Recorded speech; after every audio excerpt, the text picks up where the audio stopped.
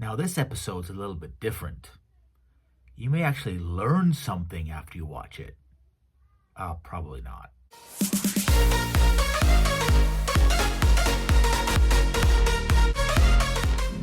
Hello, folks, and welcome back to my show. Now, I don't even know if anyone's going to be interested in this topic, but it's been on my mind for the last couple of months, and I'm just going to throw it out there. It all started with me researching, designing, and facilitating a training for people at work that would help managers understand what their brand is, how they're perceived by their teams. And it also coincides with me starting this book a few days ago on Audible called Be Exceptional by Joe Navarro. And in the first chapter of this book, it talks about how people perceive you and how you perceive yourself.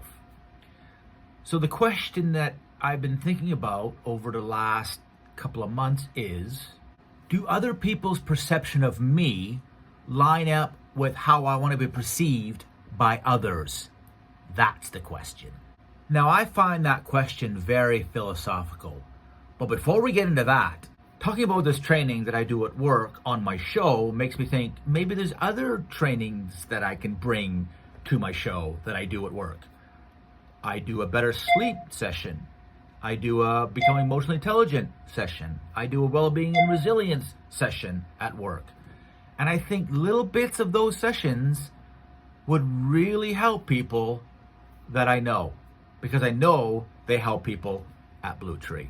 If interested, let me know in the comments or email me or text me or whatever. I think that'd be some great content. So as I was helping these managers come up with their brand, I thought about my brand. How am I perceived and how do I want to be perceived? So I did the journey with them, and I went through many drafts, a lot of reflection, and I came up with my brand on how I want to be perceived at work. So here's what I came up with. This is how I want to be perceived while I do my job as a learning and development and well-being trainer at Blue Tree Group. I want people to see me as somebody who they can collaborate with, trust, and feel comfortable talking to.